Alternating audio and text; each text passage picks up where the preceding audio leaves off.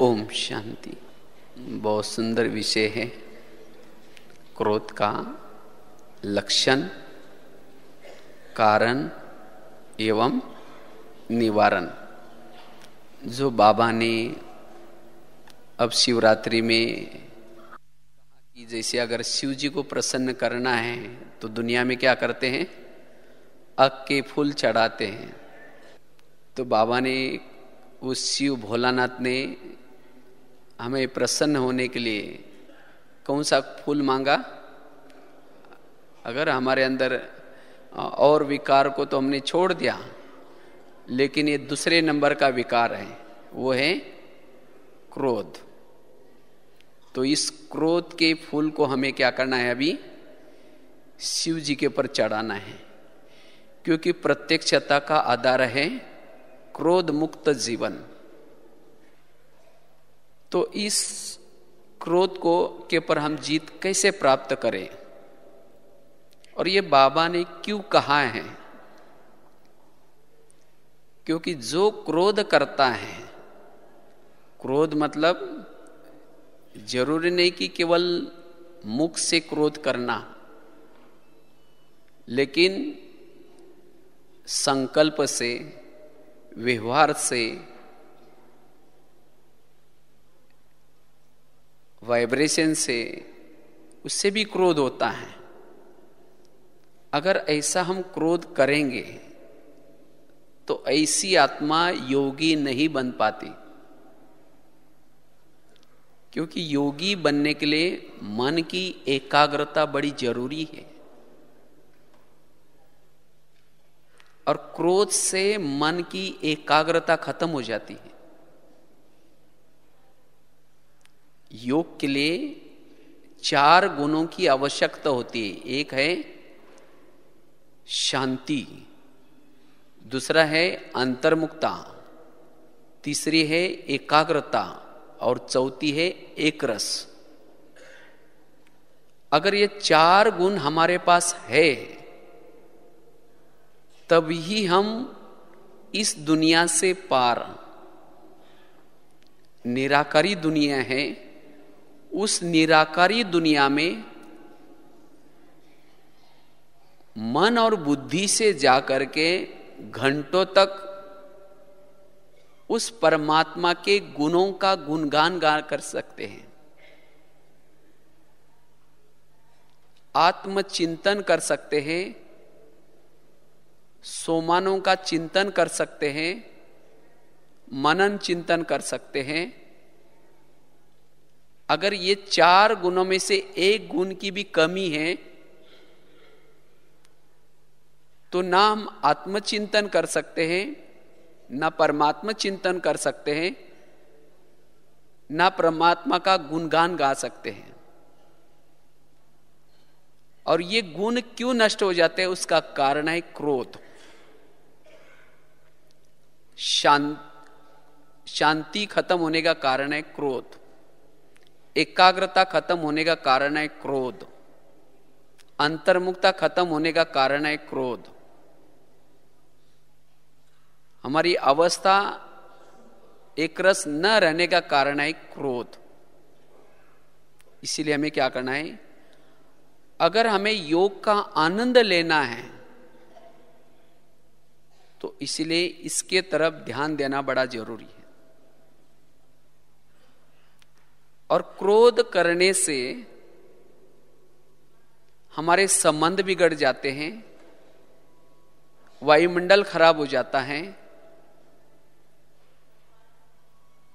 जिससे हमारी इंद्रियों पर संयम नहीं रहता। जो क्रोध करता है, ना उसके बोल पर संयम है, ना उसके संकल्प पे संयम है, ना उसके बुद्धि पे संयम है। कभी कभी तो हम ऐसे क्रोध में आ जाते हैं जो हाथ पांव के ऊपर भी संयम नहीं रहता। अगर हम ऐसा क्रोध करेंगे तो फिर हम बाबा की प्रत्यक्षता कैसे कर सकेंगे?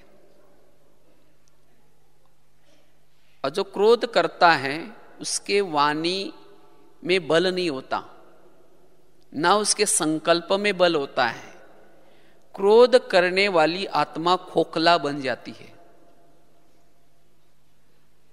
खोखला, भले ज्ञान के पॉइंट्स अंदर होंगे, लेकिन अंदर स्वयं कमजोर महसूस करेगा।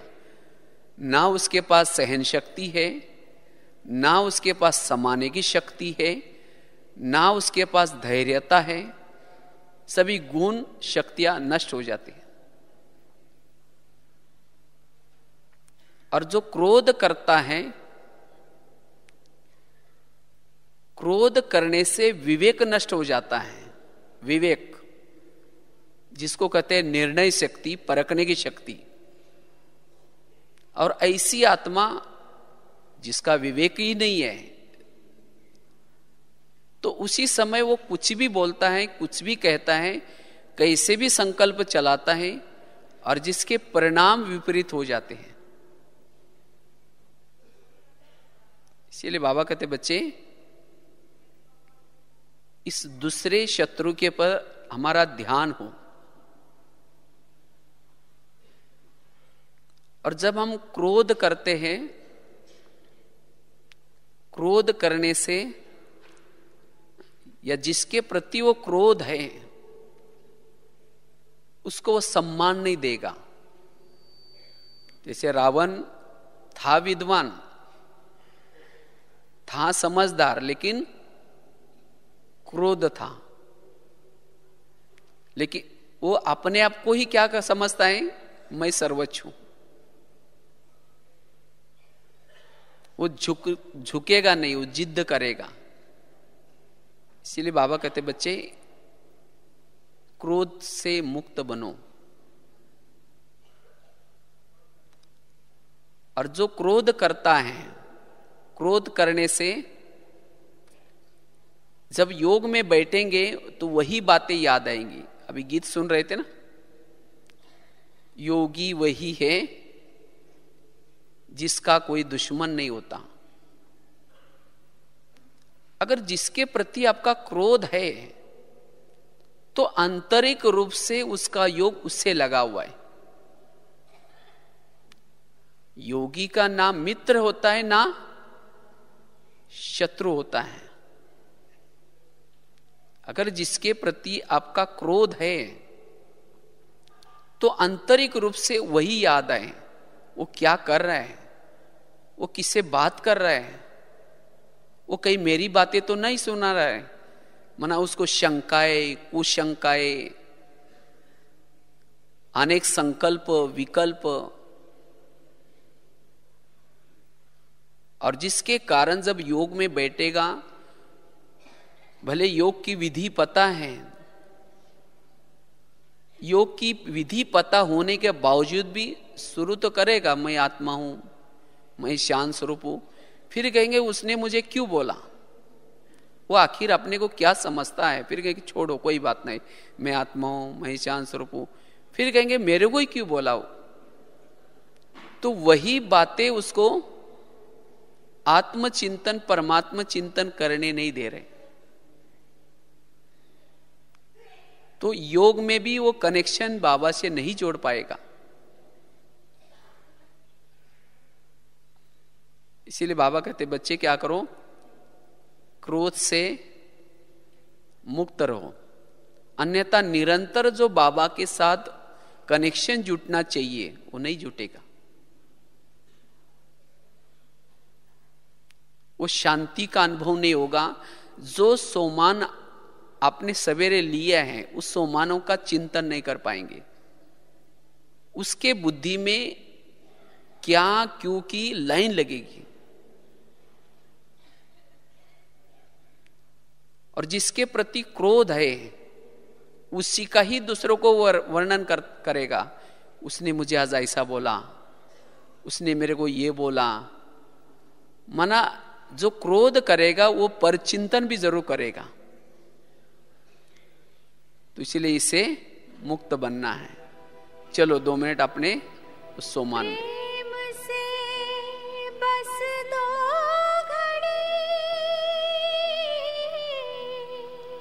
इस तरह से बाबा ने खास में अगर अनुभव की अथॉरिटी बनना है, निरंतर योगी बनना है, निराकारी स्थिति का अनुभव करना है, तो इस क्रोध के तरफ बाबा ने कहा कि अटेंशन दो।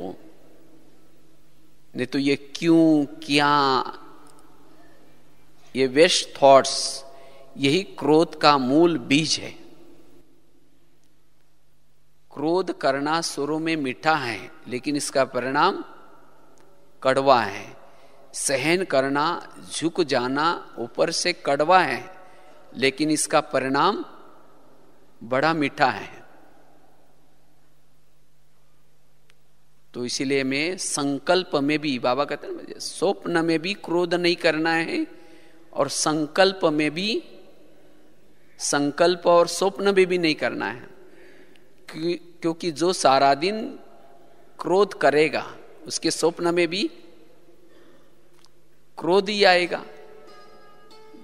जिसके प्रति उसका क्रोध है वही उसके स्वप्न में आएगा। तो अंतमति सो गति क्या हो सकती है। इसीलिए बाबा कहते, बच्चे, दीदी हमेशा कहती थी, झुक झुक झुक, मर मर मर, सीख सीख सीख। सभी से सीखना सीखो, झुकना सीखो और मरना सीखो। और वही कर सकता है जो क्रोध से मुक्त है। तो क्रोध के लक्षण क्या होते हैं?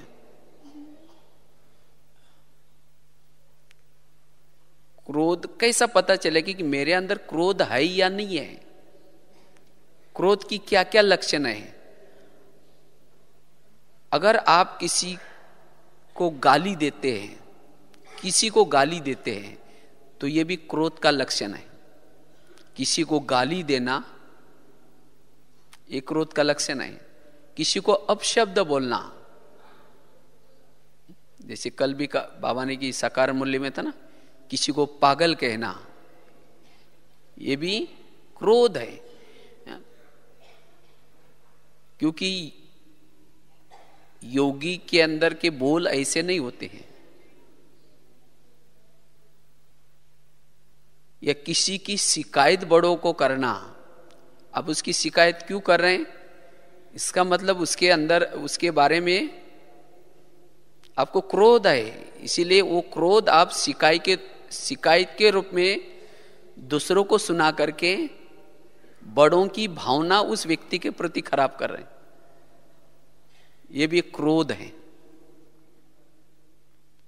किसी की ग्लानि करना, अगर आप किसी की ग्लानि करते, ये भी उस व्यक्ति के बारे में अंदर आपके अंदर क्रोध भरा हुआ है, तब तो ग्लानि कर रहे हैं। किसी की महिमा को न सुनना, अगर कोई व्यक्ति आकर के किसी के बारे में महिमा कर रहा है, वो व्यक्ति बड़ा अच्छा है, वो बहन बड़ी अच्छी है, लेकिन जिसकी महिमा आप सुन रहे हैं, अगर उसके साथ आपकी बनती नहीं, आपका क्रोध है उसके प्रति, तो आप उसकी महिमा को नहीं सुनेंगे। कहेंगे यार वो ऐसा है, हम जानते हैं ना, हम उनके साथ में रहते हैं, वो कैसा है हमको पता है। मतलब ये भी क्या है, उस व्यक्ति के बारे में आपका क्रोध है, ये दिखाई पड़ रहा है। किसी को टोंट मारना,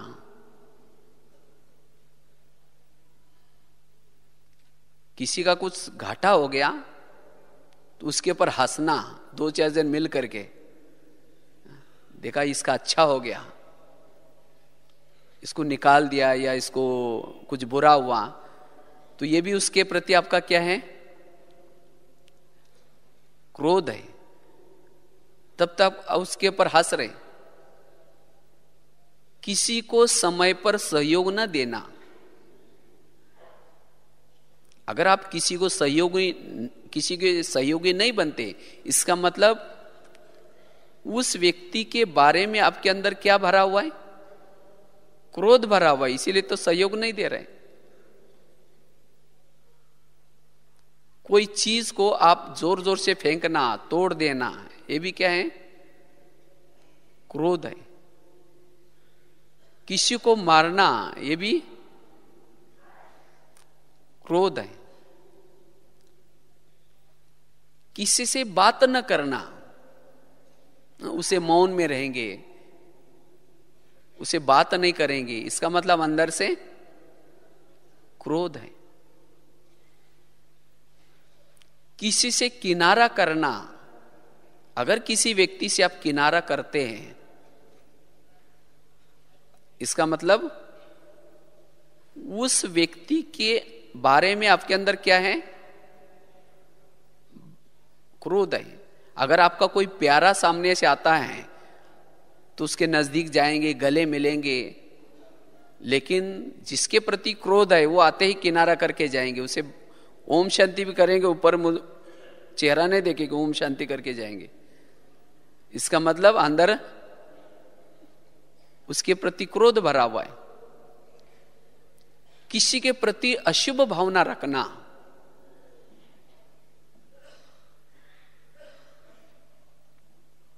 किसी के हित के बारे में न सोचना, यह भी क्रोध है।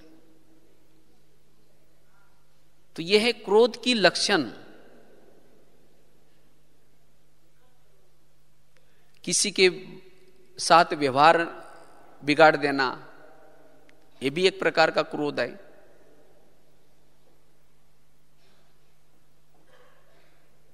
जैसे कहा कि किसी को सम्मान न देना, किसी की महिमा न सुनना, यह भी क्रोध है। अगर किसी के अंदर जीवन में सफलता होती है, आगे बढ़ता हुआ देख करके जलना, जिसको कहते हैं ईर्ष्या करना, नफरत करना, घृणा करना, यह भी क्या है? क्रोध है। इसीलिए बाबा कहते बच्चे, अगर ये लक्षण आपके हैं आपके अंदर, तो ये भी आपका क्रोध है। और ये क्रोध का चिंतन करते करते एक दिन आएगा, उस व्यक्ति के प्रति गुस्से का रूप धारण करेगा। जैसे कुकर होता है ना, कुकर क्या होता है? कुकर जब गैस पर रखते हैं, वो गर्म होते होते एक दिन आएगा, वो सीटी भी मारता है 1-2 घंटे के बाद या आधा घंटे के बाद। तो इसी तरह ऐसी आत्मा किसी के व्यवहार को देख करके, बातों को देख करके अंदर से वो गर्म होती है, और गर्म होते होते एक दिन आएगा फिर सीटी भी मार देगी, कहेगी तुम्हारा 1 साल से देखा, अब मेरे से सहन नहीं होता, मना सीटी मार दी। और उसको गिनाएगी भी, देखो तुमने उसी दिन भी किया फिर भी मैं चुप बैठा, उसी दिन भी किया फिर भी चुप बैठा, उसी दिन भी ऐसा किया फिर भी चुप बैठा, आज मेरे से सहन नहीं होता, मना बांध टूट गया। और जब बांध टूट गया, उसके बोल क्या निकलेंगे, संकल्प क्या चलेंगे। तो ऐसा अगर आपके साथ होता है कभी, तो क्या एकाग्र होकर के योग लगा सकते हैं? और वायुमंडल भी क्या हो जाएगा, फिर खराब हो जाएगा, उसे किनारा करेंगे। फिर ऐसी आत्मा बाबा की प्रत्यक्षता कैसी कर सकती है? और ऐसा क्रोध करने से वाणी में बल नहीं आएगा। इसीलिए बाबा कहते बच्चे, ये लक्षण चेक करो और इसको क्या करो, चेंज करो। ऐसे तो लक्षण और भी बहुत सारे निकलेंगे, लेकिन ये कुछ लक्षण है कि क्रोध की। तो क्रोध का कारण क्या है, क्यों क्रोध आता है? अगर हमारी कोई बात नहीं मानता तो क्या होता है, क्रोध आता है। हमें बिना कारण कोई तंग करता है तो क्या होता है, क्रोध आता है। कहते बिना कारण, कोई कारण नहीं फिर भी मुझे तंग करते, इसलिए मुझे गुस्सा आता है। मेरे कहने प्रमाण कोई चलता ही नहीं है, मेरी जिम्मेवारी है, और मेरी जिम्मेवारी होने के बावजूद भी मेरा कहना नहीं मानते, तो इसीलिए मुझे क्या आता है, क्रोध आता है। मेरे को इन्होंने बहुत नुकसान पहुंचाया, इसीलिए मुझे क्रोध आता है। इन्होंने मेरी बड़ों के प्रति शिकायत करके क्या किया, मेरा नाम खराब किया, इसीलिए क्रोध आता है। इनको तो हमने समय पर सहयोग दिया, लेकिन इन्होंने मुझे समय पर धोखा दिया, इसीलिए मुझे क्रोध आया। ये क्रोध के कारण से। इन्होंने मेरा अपमान किया, ये मुझे सम्मान नहीं देते, इसके कारण मुझे क्रोध आता है। हम इतना सेवा करते, इतना सारा कुछ करते, लेकिन ये हमें नहीं पूछते, इसके कारण मुझे क्रोध आता है। ये मेरा दूसरों को जाकर के मेरी बुराई, दूसरों के सामने बुराई करते, इसीलिए क्रोध आता है। तो ये कुछ बहुत सारे कारण हैं। ये मेरे जीवन में समस्या के रूप में आता है, ये मुझे अपने बंधन में डालना चाहते हैं, इसीलिए क्रोध आता है। ये क्रोध के कारण है। लेकिन इसका निवारण क्या है? क्रोध का निवारण क्या है? एक कारण तो बहुत है, लेकिन इस कारण का हम निवारण कैसे करें? तो आज मुझे समय पर कोई सहयोग क्यों नहीं देता? आज मेरी बात कोई क्यों नहीं मानता? क्या कारण है? अगर मेरी कोई बात न माने तो भी मुझे क्रोध न आए, इसके लिए क्या करें? वास्तव में देखा जाए तो मेरी बात कोई क्यों नहीं मानता, उसका सूक्ष्म कारण है जिसकी अपनी खुद की इंद्रियां कहना नहीं मानती, बात नहीं मानते, उसका कोई कहना नहीं मानेगा। सिंपल सी बात है। इसलिए अगर मेरा कोई कहना नहीं मानता, इसका मतलब मेरी कर्मेंद्रिया मेरा कहना नहीं मानती। तो पहले मुझे पुरुषार्थ क्या करना पड़ेगा? मुझे अपने मन को, मुझे अपने हर कर्मेंद्रिय को अपने कहने प्रमाण चलाना पड़ेगा, तब मेरा सभी कहना मानेंगे। अनुशासन वही कर सकता है जिसका अपने खुद के पर शासन है। तो इसलिए अच्छा, कहना क्यों नहीं मानता? क्योंकि आपने भी कभी उसका कहना नहीं माना होगा। ये बाबा ने ड्रामा का ज्ञान, कर्मों का ज्ञान, हर आत्मा का पार्ट अपना अपना ये ज्ञान, ये क्यों बताया है? तो इसलिए हर आत्मा का पार्ट अपना अपना है। जैसे कोई नाटक होता है, नाटक में हर आत्मा को, हर एक्टर को स्क्रिप्ट मिलती है, और जैसा जिनको स्क्रिप्ट मिलती है, जो लिखत मिलती है, उस अनुसार वो एक्टिंग करते हैं। अब समझो किसी की शराबी की एक्टिंग चल रही, और दूसरा कोई उसको कहे ये पार्ट तुम नहीं बजाना, ये एक्टिंग नहीं करना, वो कहेगा मुझे लिखत में डायरेक्टर ने ऐसा ऐसा दिया है, तो क्या वो कहना मानेगा? तो इसीलिए इस संसार में एक नाटक है, और इस नाटक में जिस एक्टर को जैसी एक्टिंग मिली है, जैसी स्क्रिप्ट मिले, सब अपना अपना पार्ट बजा रहे हैं। तो आपके कहने प्रमाण थोड़ी वो एक्टिंग को चेंज करेगा। इसीलिए बाबा कहते कि बच्चे, मालिक बनकर के किसी को बताओ, अगर नहीं मानता तो क्या करो, बालिक बन जाओ।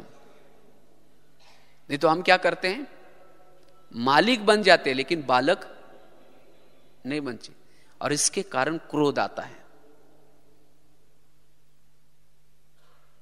इसलिए इस ड्रामा को समझना बड़ा जरूरी है। अगर ये ड्रामा का सब कुछ ज्ञान होने के बावजूद, कर्मों का ज्ञान होने के बावजूद, फिर भी मुझे क्यों, कैसा, ये ऐसा क्यों हो रहा है, ये ऐसा क्यों करता है, ये अगर क्यों आता है, इसका मतलब ना मैंने ड्रामा को समझा, ना मैंने कर्मों को समझा। क्योंकि ड्रामा भी हमारी माँ है, हमारी 4 माँ है। हम 4 माँ के बच्चे, एक है ब्रह्मा, दूसरे है मम्मा, तीसरी है लौकिक माँ और चौथी है ड्रामा। कोई भी घटना हो जाते तो ड्रामा रूपी माँ के गोद में सो जाओ, वो रुलाने से, संकल्प चलाने से आपको बचाएगी। तो इसलिए क्यों से अगर बचना है, ये ड्रामा का पाठ हमारा पक्का हो।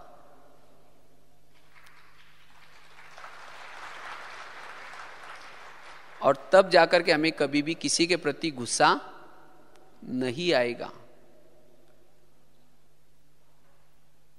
दूसरी बात है, अगर हमें क्रोध का निवारण करना है, निगेटिव बातों को क्या बना दो, पॉजिटिव। अच्छा, कोई गाली देता है, कोई इंसल्ट का है, तब गुस्सा आता है। तो गाली अच्छी होती है, बुरी होते हैं? बुरी होते हैं। अगर कोई बुरी चीज आपको दे रहा है, आप लेंगे? और जब नहीं लिया तो किसके पास रही? उसी के पास रही। कोई गाली दे रहा है, लो ही नहीं। कहते एक बार महात्मा गांधी जी समुद्र जहाज से यात्रा कर रहे थे, और जब यात्रा कर रहे थे तो एक अंग्रेज भी बैठा था। तो महात्मा गांधी जी शांति से बैठे थे, तो एक अंग्रेज ने क्या क्या बहुत सारी बातें लिखी कागज पर, और उस कागज को, 4-5 कागज को महात्मा गांधी को दिया। महात्मा गांधी ने उस कागज को पढ़ा और उसकी जो पिन निकाल करके धोती को लगाई और कागज वापस दिया, फिर शांति से बैठ गए। तो अंग्रेज हैरान हो गए, कहा कि ये बातें पढ़ा लेकिन उसकी कोई प्रतिक्रिया नहीं की, क्योंकि उस कागज के ऊपर बहुत सारी गालियां लिखी थी महात्मा गांधी के लिए। तो महात्मा गांधी के पास जाकर के वो अंग्रेज कहते कि क्या बात है, ये गालियां को पढ़ करके आपको कुछ परेशानी नहीं हुई?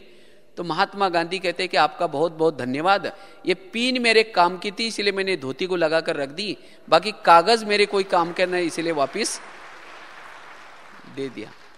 इसी तरह अगर कोई गाली देता है, कोई काम की है, कोई इंसल्ट करता है, कोई काम का है, तो उसको लो ही नहीं।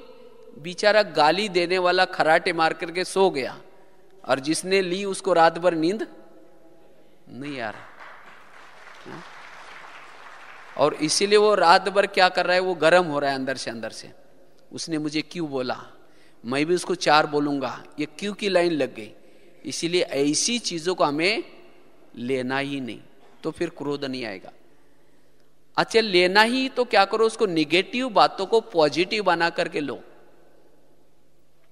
जैसे गटर का पानी है, अगर गटर का पानी को रखेंगे, ऐसे रखेंगे तो क्या हो जाएगा, बदबू आएगी।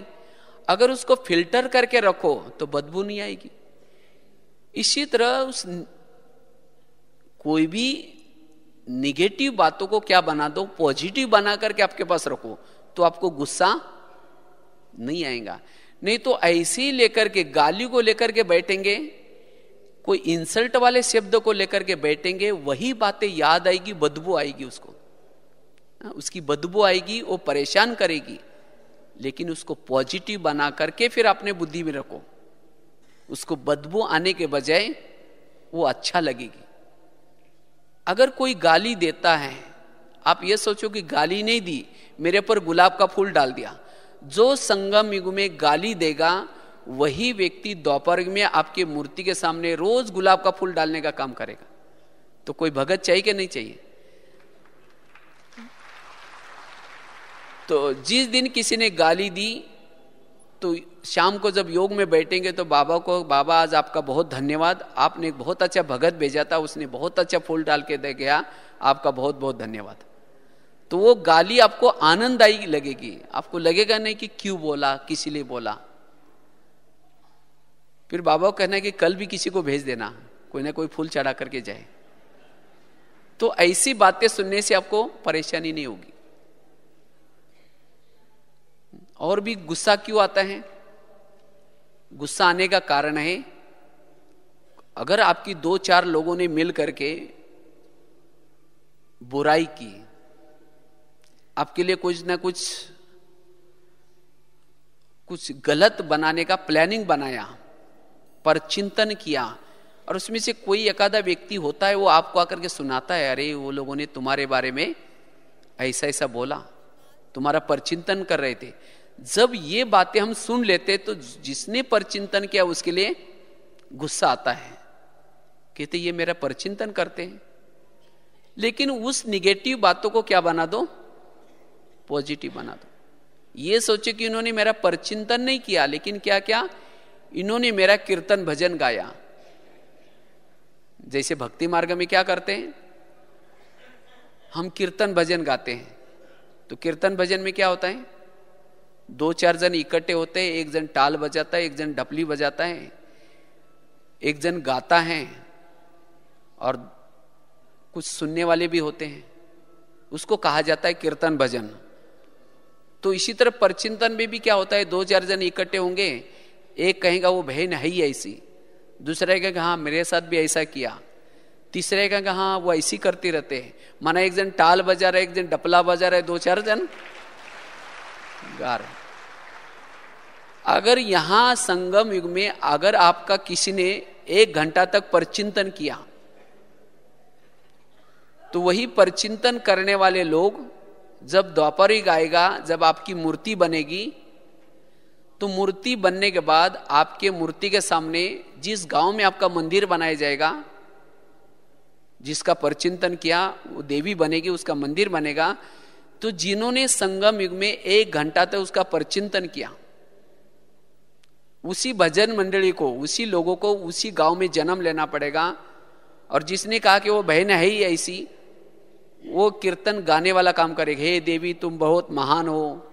और जिसने कहा कि ये बहन है ही ऐसी, वो क्या करेगा, वो ढोल बजाने का काम करेगा। जिसने हाँ में हाँ मिला है वो टाल बजाने का काम करेगा। और जिन्होंने उन बातों को सुना वो क्या करेंगे, वो भजन सुनने वाले बनेंगे। तो अच्छी बात है ना।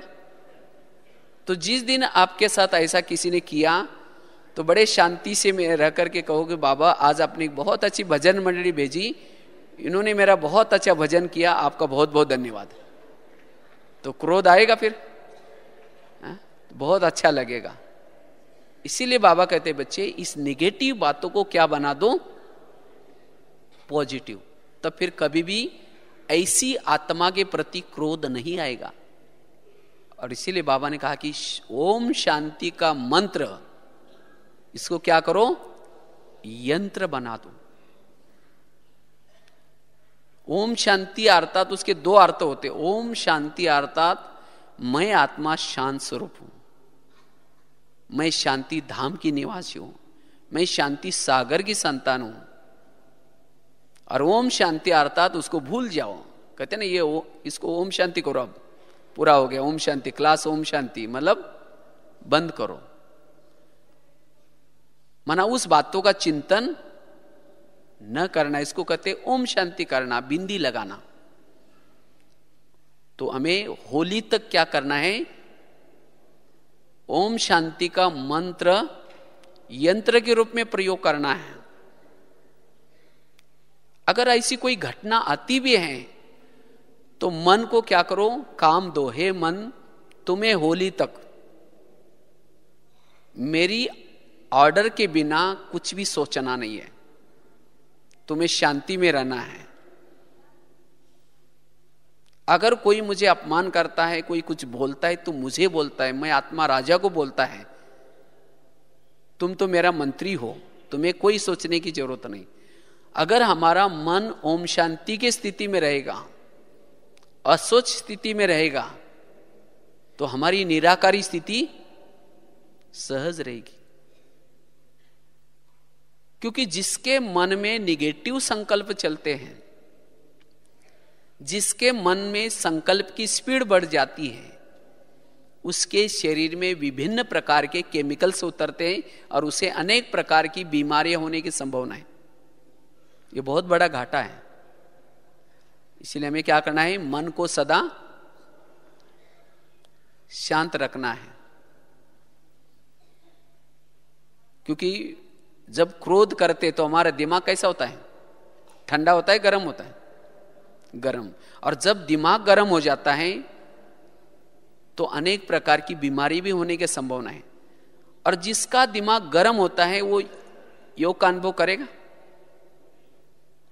योग का भी अनुभव नहीं करेगा और अनेक प्रकार की बीमारी होगी। इसीलिए कहावत भी बने ना, जिसका पाँव गरम, पेट नरम, दिमाग ठंडा, उस घर में कोई डॉक्टर है उसको मार दो डंडा। वहां डॉक्टर आने की कोई जरूरत नहीं है। लेकिन आजकल क्या होता है, पांव रहते ठंडे और दिमाग रहता है गरम। अगर दिमाग गरम रहता है, यह भी एक क्रोध का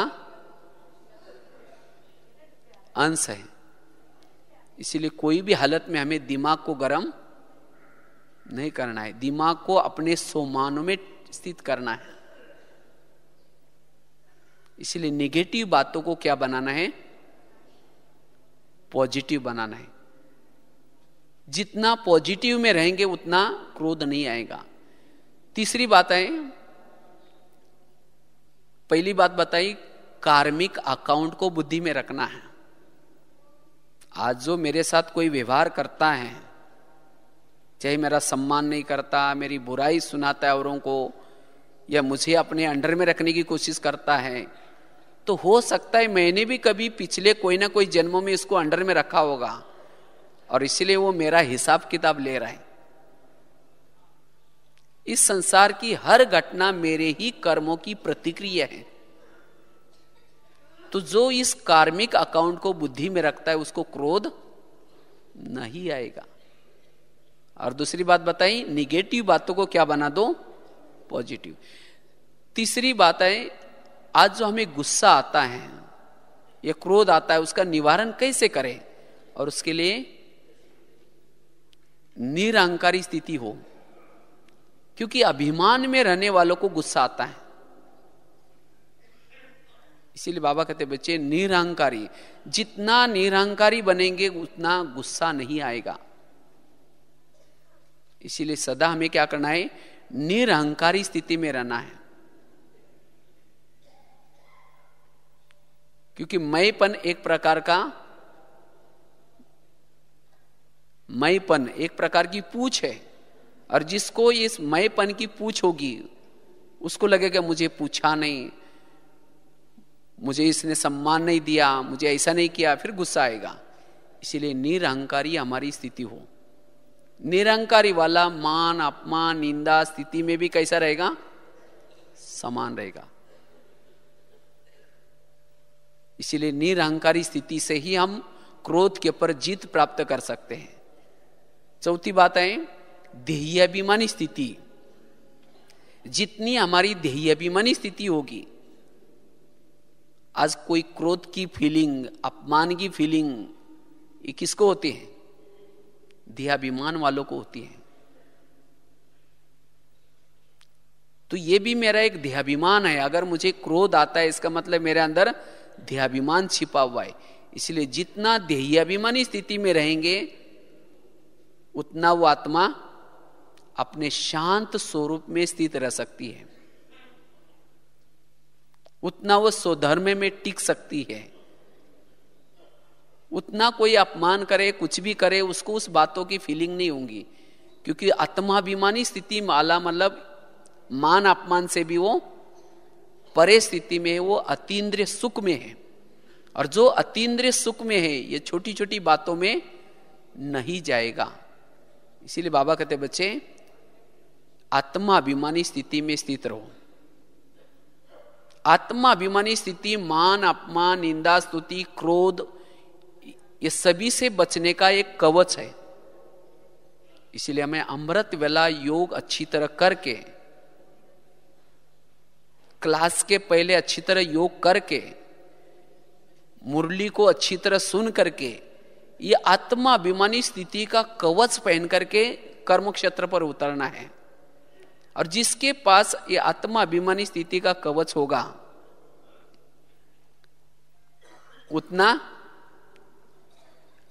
मान अपमान निंदा स्तुति के इन बातों का असर कुछ भी नहीं पड़ेगा। इसलिए हमें आत्माभिमानी स्थिति का कवच पहन करके क्या करना है, जाना है। तो इस तरह से ये क्रोध के कुछ लक्षण है जो आपको सुनाया। अपशब्द बोलना, अशुभ भावना रखना, किसी को बड़ों को शिकायत करना, अगर ये कुछ लक्षण है, अगर ये लक्षण आपके अंदर है तो समझो कि हमारे अंदर ये क्रोध छिपा हुआ है। अगर क्रोध छिपा हुआ है तो वही क्रोध व्यवहार के रूप में दिखाई पड़ता है, क्योंकि क्रोध तो प्रत्यक्ष दिखाई पड़ता है। लोग कहेंगे इनका आपस में व्यवहार ठीक नहीं है, और ये कहते हैं भगवान आए हैं, तो बाबा की प्रत्यक्षता कैसी होगी? इसीलिए हमें क्या करना है, अपकारी पर भी उपकार करना है, ग्लानि करने वालों को भी क्या करना है, गले लगाना है, तब जाकर के हम बाबा की प्रत्यक्षता कर सकेंगे, और तब जाकर के निरंतर योगी बन सकेंगे। नहीं तो अगर हमारे अंदर अशुभ भावना होगी तो ये अशुभ भावना जाएगी, उसका भी बुरा करेगी, वापिस घूम करके आपका भी बुरा करेगी। नहीं तो कई बोलते हैं ना, योग में जब हम बैठते हैं तो पता नहीं कैसे कैसे संकल्प विकल्प आते हैं। तो ये संकल्प विकल्प क्यों आते हैं?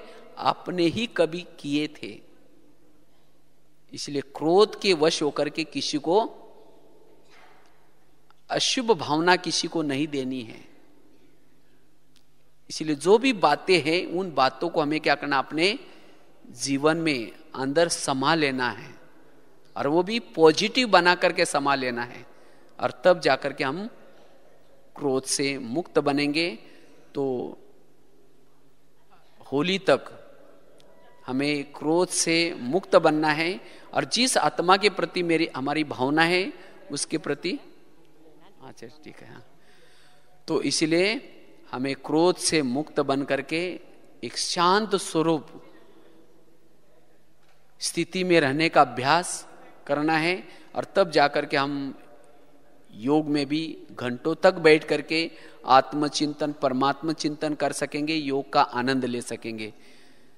इसी के साथ ओम शांति।